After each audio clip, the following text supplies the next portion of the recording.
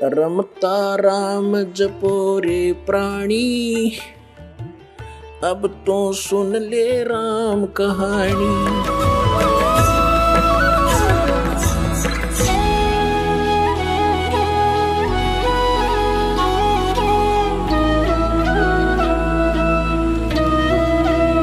तो इसलिए आप जी को सब सदग्रंथों से परिचित कराना अनिवार्य है। अब ये जो यजुर्वेद अध्याय नंबर 40 के मंत्र नंबर 15 और 17 को समझने के लिए ये श्रीमद् भगवत गीता आपका घना सहयोग देगी, क्योंकि श्रीमद् भगवत गीता चारों वेदों का सारांश है और सिंपल लैंग्वेज में है, वेदों से भी सिंपल लैंग्वेज में है ये। तो इससे हम देखेंगे, देखिएगा, ये श्रीमद् भगवत गीता गीता प्रेस गोरखपुर से प्रकाशित, ये गीता प्रेस इस जयदयाल गोविंद का इसके अनुवादक हैं, गीता प्रेस गोरखपुर से ये प्रकाशित है। अब आपको दिखाते हैं 8वें अध्याय का 13वां श्लोक, ये देखिएगा, अध्याय नंबर 8 और श्रीमद् भगवत गीता अध्याय नंबर 8 और श्लोक नंबर ये 13 है। हम संस्कृत पढ़ेंगे, हम पढ़े हैं, शिक्षित हैं, हम पढ़े लिखे हैं। ओम इति एकाक्षरम ब्रह्म व्यवहारण माम अनुस्मरण, ये प्रियाति तजंदेहम स याति परमाम गतिम। 13वां, इसका अर्थ है कि माम ब्रह्म, जो गीता ज्ञानदाता श्री कृष्ण में बोल रहे हैं, माम ब्रह्म, मुझ ब्रह्म का, ओम इति एकाक्षर, ये ओम एक अक्षर है, नथिंग एल्स, और व्यवहारण अनुस्मरण उच्चारण करके सिमरण करता हुआ, ये प्रियाति तजंदेहम, सांस यानी शरीर छोड़कर जाते समय भस्मांतम शरीरम, वेद में यजुर्वेद अध्याय नंबर 40 के मंत्र नंबर 15 में भस्मांतम शरीर लिखा है, और इसमें लिखा है ये प्रियाति तजंदेहम स याति परमाम गतिम, ओम से मिलने वाली जो परम गति है वो इस तरह प्राप्त होगी, मुझ ब्रह्म का, माम ब्रह्म, मुझ ब्रह्म का, ओम इति एक अक्षरम, ये ओम एक अक्षर है, सुमन करता हुआ, उच्चारण करके सुमन करता हुआ, ये प्रियाति तजंदेहम, जो शरीर छोड़कर जाता, स याति परमाम गतिम, वो परम गति को प्राप्त होता। ओम से मिलने वाली परम गति, ओम से मिलने वाली कौन सी परम गति है? ब्रह्मलोक प्राप्त होता है, क्योंकि ये ब्रह्म का सिमरन है, मंत्र है। और 8वें अध्याय के 16वें श्लोक में गीता जी में लिखा कि ब्रह्मलोक में गए हुए प्राणी भी पुनर्जन्म मृत्यु में आते हैं, वो भी पूर्ण मोक्ष प्राप्ति नहीं करते। लेकिन ये कंसेप्ट जो आज इतना ही क्लियर करना था कि ये ओम मंत्र ये ब्रह्म का है, और गीता ज्ञानदाता 8वें अध्याय के 1 में अर्जुन ने प्रश्न किया कि आपने जो 7वें अध्याय के 29वें श्लोक में जिस तत्ब्रह्म की जानकारी दी है, वो तत्ब्रह्म कौन है कि जिसको जानकर प्राणी केवल जरा और मरण से यानी बुढ़ापे के दुख और मृत्यु से छूटने का ही प्रयत्न करते हैं।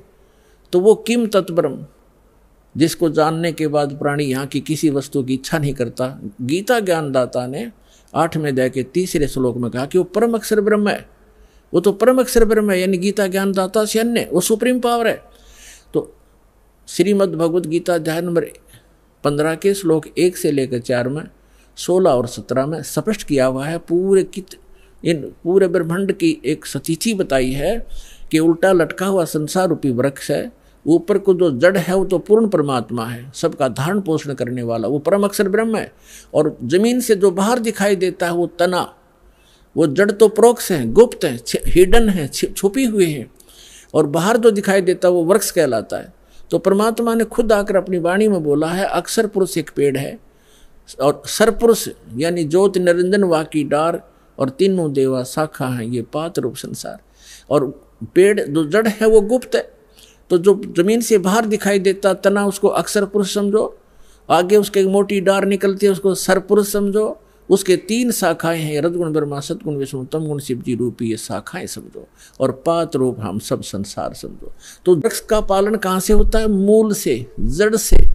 तो श्रीमद् भगवत गीता अध्याय नंबर 1 से लेकर 4 और 16 और 17 मंत्र में ये स्पष्ट किया गया है कि तत्वदर्शी संत की पहचान भी बताई है कि तत्वदर्शी संत वो होगा जो इस उल्टे लटके हुए संसार रूपी वृक्ष के सभी विभागों को भिन्न भिन्न बता देगा। ये पहले तो परमात्मा आए थे, तत्वदर्शी संत की भूमिका भी वही करके जाते हैं, इसलिए वो एक प्रसिद्ध कवि भी कहलाते हैं, लोकोक्तियों के माध्यम से, कविताओं के माध्यम से ज्ञान सुनाते हैं।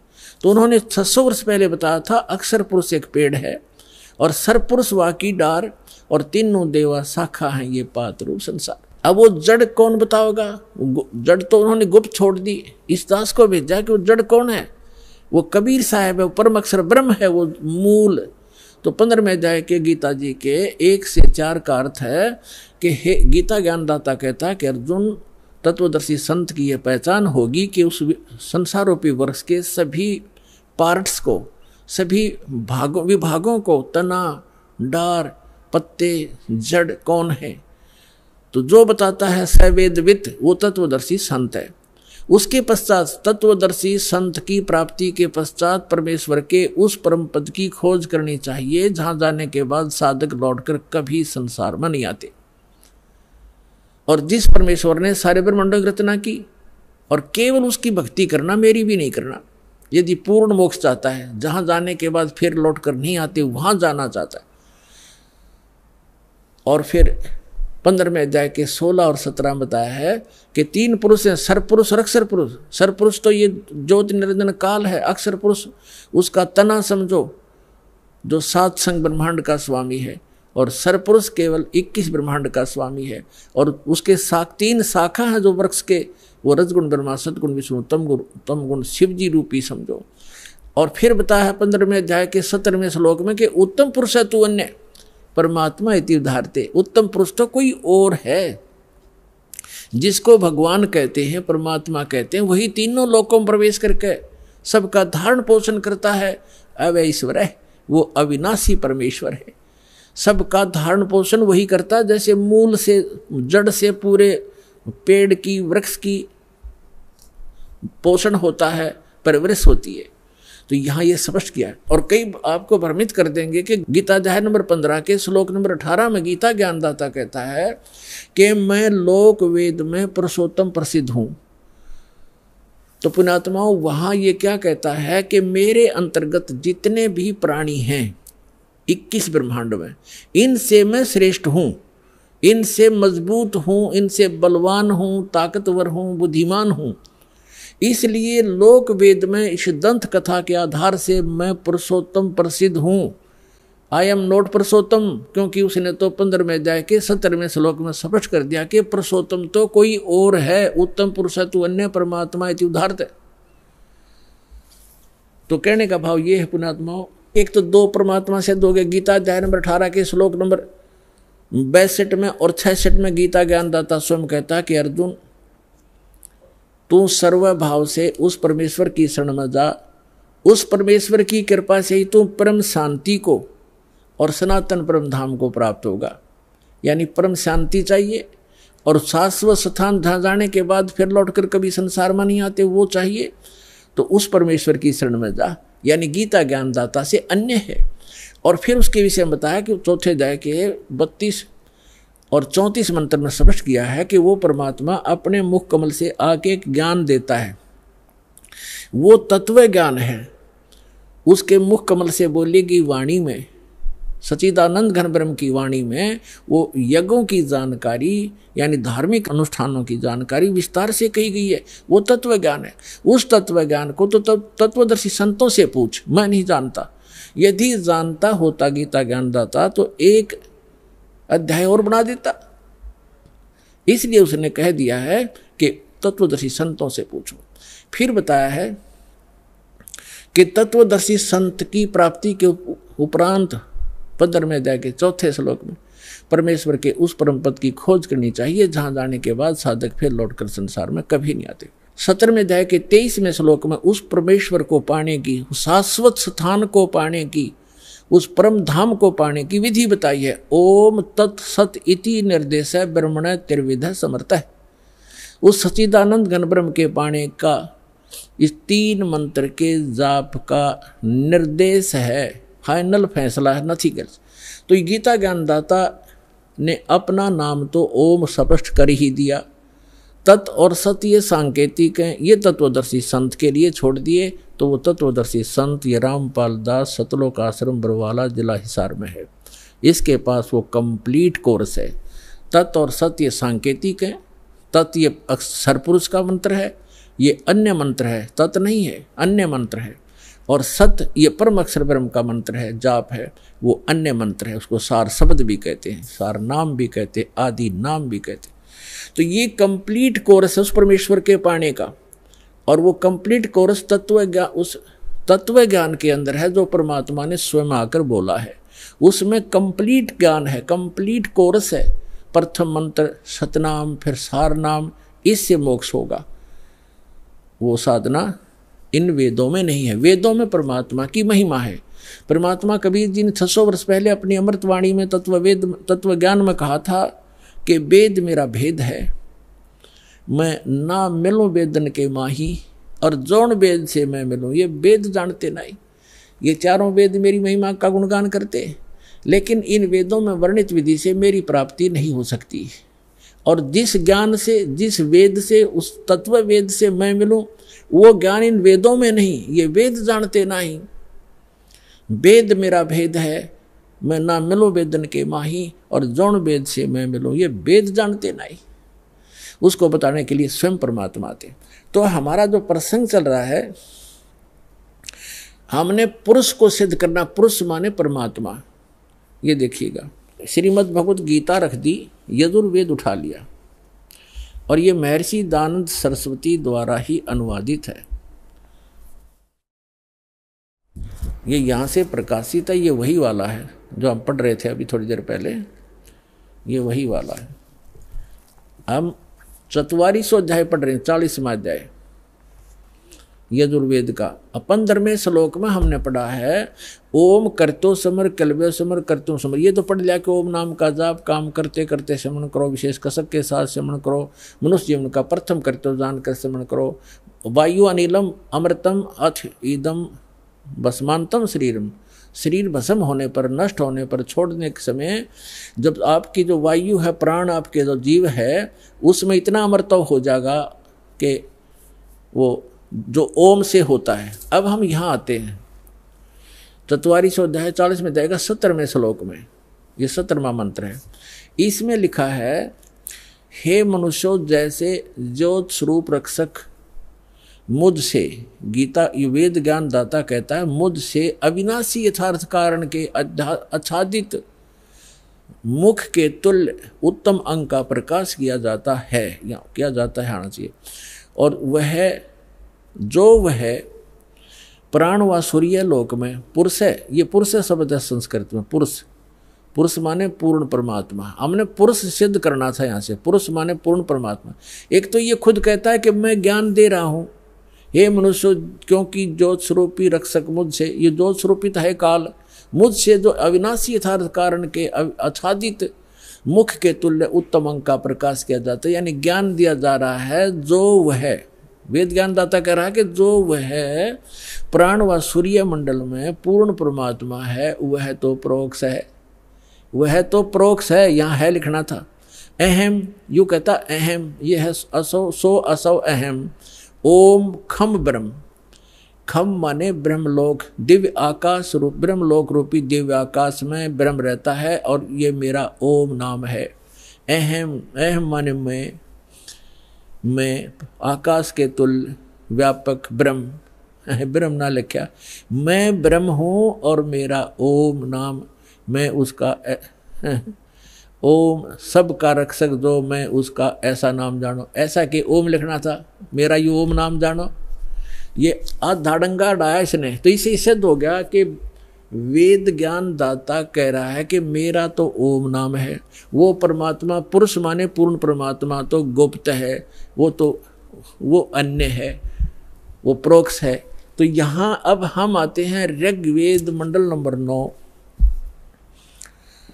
और सूक्त नंबर 1 के मंत्र नंबर अब 8 और 9 को स्पष्ट करेंगे। पहले तो हमने पुरुष का अर्थ इन्हीं के इन इंजीनियरों से लेना पड़ेगा, क्योंकि नहीं तो ये बहका देंगे आपको। पुरुष माने आदमी हो से पुरुष, तो क्योंकि परमात्मा भी मनुष्य जैसा है, इसलिए प्रथम पुरुष वही है, सेकंड हम पुरुष हैं, मनुष्य है।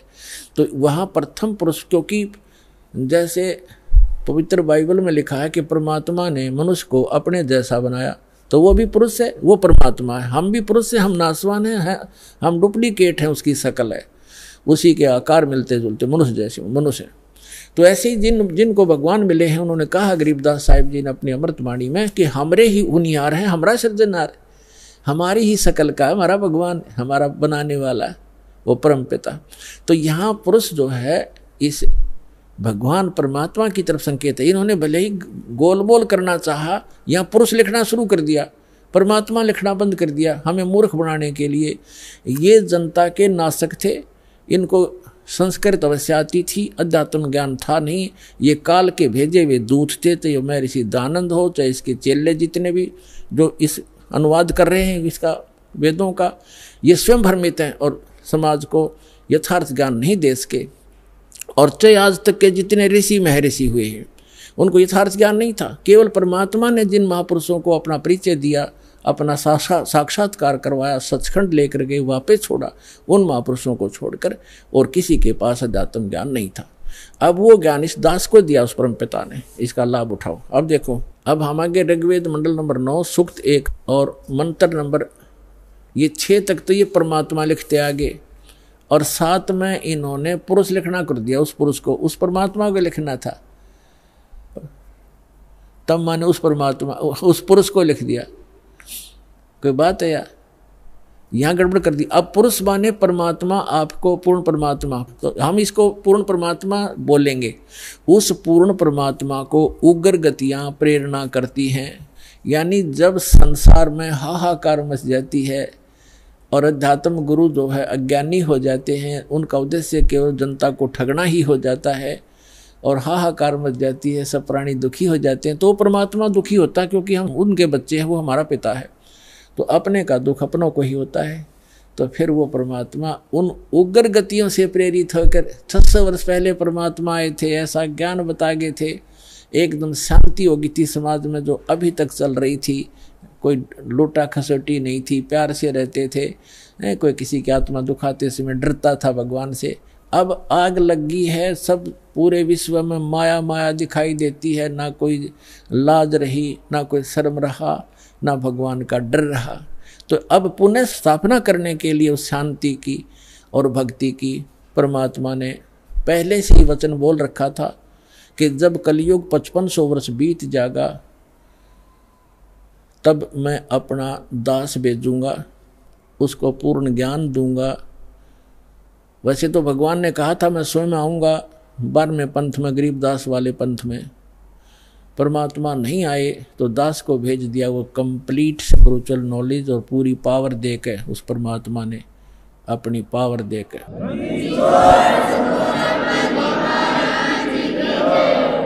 तो अब पुनः स्थापना होगी शांति की। तो अब यहाँ क्या बताते हैं कि उस परमात्मा को यहाँ की उग्र गतियाँ यानी खतरनाक स्थिति प्रेरणा करती हैं, तब वो परमात्मा एक सुभर शरीर, सुंदर शरीर धारण करके यहाँ प्रकट होता है। जैसे 600 वर्ष पहले आए थे, उस समय भी पूरे अध्यात्म मार्ग में लूट खसोट चल रही थी, ऊत भूत की पूजा होती थी, ये दरे ढके पर ला रखा था सबको। तो परमात्मा ने आके पुनः स्थापना की थी और 64 लाख से सो गए थे उस दानक के, जिसको धानक कहते थे, दुल्हा कहते थे। यदि वो परमात्मा ना होते, आज से 600 वर्ष पहले भारत वर्ष के अंदर 64 लाख से सोना कोई बालकों का खेल नहीं है। और सबको परमात्मा ने भक्ति से चार्ज किया, उनको सुख दिया, उनके आने वाले बच्चे उनके घर में जन्म लिया, वो अच्छी आत्माएं हुई। तो अभी तक चल रहा था, हमारे समाज में शांति बनी हुई थी। अब ये 50 वर्ष से उरे उरे बिजली गिरती जा रही है और अब तो पूछो ही मत। हे भगवान, जहाँ देखा माया माया दिखाई देती है, कोई शराब पी रहा है, कोई मांस खा रहा है, सरेआम हो गया। और कैसा हाहाकार, कोई सुल्फा पी रहा है, कोई बीड़ी पी रहा है, पूरा मानव दूषित और वातावरण दूषित हो गया। तो अब इस भक्ति से पुनः स्थापना होगी भक्ति की और विश्व में शांति की, परमात्मा का वचन है, ये तो होगा ही होगा। तो अब देखो क्या लिखा है, वेद क्या बता रहे हैं परमात्मा के विषय में, देखिएगा। हम ऋग्वेद मंडल नंबर 9 सूक्त 1 मंत्र नंबर अब 8 पढ़ेंगे। उस पुरुष माने परमात्मा को उग्र गतियाँ यानी भयंकर स्थिति प्रेरणा करती हैं, और भासमान शरीर को यानी सुंदर शरीर को वह पुरुष वह परमात्मा प्राप्त होता है। और किस प्रकार होता है? अब यहाँ लिखा है कि जिसमें उस शरीर वो परमात्मा 3 प्रकार से दूसरों का वारण यानी कल्याण करने के लिए मधुमेह शरीर मिलता है उस परमात्मा को। वो परमात्मा ये समझो 3 प्रकार दूसरों का पालन करने के लिए, धारण पोषण करने के लिए, कल्याण करने के लिए 3 प्रकार का शरीर धारण करते हैं। 3 प्रकार से। एक प्रकार का तो आपको बता दिया कि परमात्मा ऊपर रहते हैं, वहाँ उनके शरीर की शोभा मनुष्य सदृश्य है, राजा के समान दिखाई देते हैं, सिर पे मुकुट है, छत्र है और तख्त पर बैठे हैं सिंहासन पर, और उनके एक रोमकूप में करोड़ सूर्य करोड़ चंद्रमा मिला दे ऐसी रोशनी है उस परमात्मा के एक रोमकूप की। बाकी शरीर की कितनी होगी अंदाजा लगाया जा सकता है। और फिर वो परमात्मा दूसरी स्थिति में जब आता है, एक नवजात शिशु का रूप धारण करता है, तो दूसरी स्थिति बताई जा रही है। देखिएगा ऋग्वेद मंडल नंबर 9 सूक्त 1 मंत्र, अब 9 पढ़ेंगे हम, ये 9वां है। इसमें लिखा है कि अभी इमम अधन्या उत्सनंती धेनव, धेनो माने गाय, शिशु माने बालक रूपधारी, सोम माने परमात्मा, इंद्राय पातवे। इसका अर्थ है इमम माने उस, सोम माने परमात्मा, पुरुष माने परमात्मा को, पुरुष माने परमात्मा, क्योंकि इन्होंने यहाँ सोम माने परमात्मा होता है। ये देखिए शुरू में इसी सूक्त के प्रथम मंत्र में सोम शब्द है। ऋग्वेद मंडल नंबर 9 सूक्त 1 मंत्र 1 में, इस 1 में ये सोम शब्द है। सोम, सोम माने परमात्मन। तो यहाँ अब हम यहाँ भी सोम लेंगे।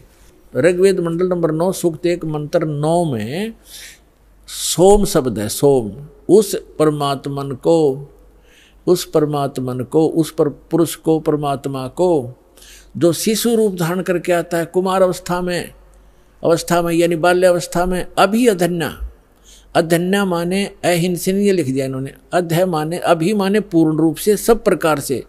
अधन्या माने बिना धनाई, धेनो माने गौवे।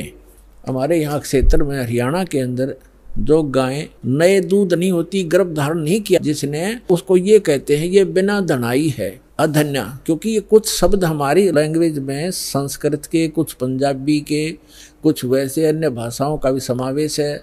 जैसे अब इंग्लिश वर्ड भी गढ़े हो गए शब्द हमारी भाषा में, ऐसे पहले से हमारे कुछ शब्द मिले हुए हैं भाषा में। तो हम अधन्या माने बिना धनाई, अभी अधन्या पूर्ण रूप से यानी कंवारी, धेनो माने गौवे।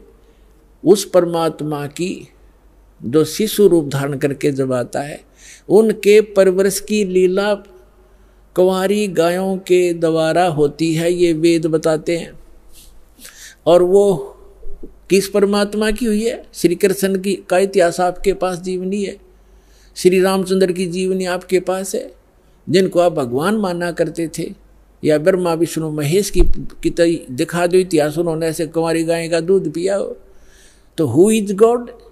Kabir is God. और कौन कबीर? जो काशी में आए थे, धानक दुल्हा। अब देखो हम ये पढ़ रहे हैं ऋग्वेद मंडल नंबर 9 सूक्त 1 मंत्र 9 में, उस परमेश्वर को शिशु, जो शिशु रूप धारण करके आता है, अभी अधन्या, इसको हम पढ़ेंगे कंवारी, अभी अधन्या कंवारी, धेनो माने गौवे, गायें तृप्त करती हैं, उसका पालन करती हैं। पालन की लीला कंवारी गायों के द्वारा होती है। और ये किस परमात्मा की हुई? कबीर गौड की। आपको कबीर सागर से प्रमाणित कर दिया था। और जिन महापुरुषों ने परमात्मा मिले और सचखंड लेकर गए, जिनको परमात्मा मिला, उनमें कौन कौन है? आदरणीय धर्मदास साहिब जी, आदरणीय मुलुकदास साहिब जी, आदरणीय नानक साहिब जी, आदरणीय दादू साहिब जी, आदरणीय गरीबदास साहिब जी, गांव छुरानी, जिला झज्जर, हरियाणा वाले, आदरणीय श्री गीसा दास साहिब जी, गांव खेखड़ा, जिला मेरठ, उत्तर प्रदेश वाले, और आदरणीय स्वामी रामानंद जी, जो ब्राह्मण थे, 104 वर्ष के हो गए थे, परमात्मा उसमें 5 वर्ष के थे। 99 वर्ष की एज के अंदर डिफरेंस था। कबीर साहब 4 वर्ष की लीला में शरीर में थे जब शिशु रूप धारण करके प्रकट हुए थे, और 4 वर्ष के उस विद्वान पुरुष के छक्के छुड़ा दिए परमात्मा ने ज्ञान के अंदर। तब उसने कहा था कि मैं जब मानूंगा, मैं अंदर समाधि लगाता हूँ, मैं समाधि में आपके दर्शन कर लूँ। तो परमात्मा ने समाधि लगवाई उसकी, फिर लेके गए ऊपर सचखंड में। ओए हो, वहाँ देखा वास्तविक एक काल ने धोखा देने के लिए यहाँ पर स्वर्ग बना रखे और यहाँ की 4 मुक्तियां बता रखी हैं। चारों मुक्ति भी का भी समय सीमित है। ब्रह्मलोक में गए हुए प्राणी भी वापस जन्म मृत्यु में आते हैं और केवल उस अमर लोक में शाश्वत स्थान में गए हुए प्राणी फिर कभी लौटकर संसार में नहीं आते। तो उसकी नकल करवा रखी इस काल ने। नकली सतलोक, अलखलोक, अगम और अकय लोक, अनामी लोक तक की रचना ब्रह्मलोक में करवा रखी है इसने, ताकि ये जीव भ्रमित होकर मेरे जाल में फंसे रहे। अब समर्थ आते हैं, उनका ज्ञान समर्थ होता है, उनका काम भी समर्थ होता है, उनकी हर गति समर्थ होती है। तो उस परमात्मा का ज्ञान अनमोल है, उसमें कोई त्रुटि नहीं है और उनकी जो भक्ति विधि वो भी कंप्लीट है। और साधक भी यदि श्रद्धा से करेगा तो वो भी पूर्ण लाभ प्राप्त कर सकता है।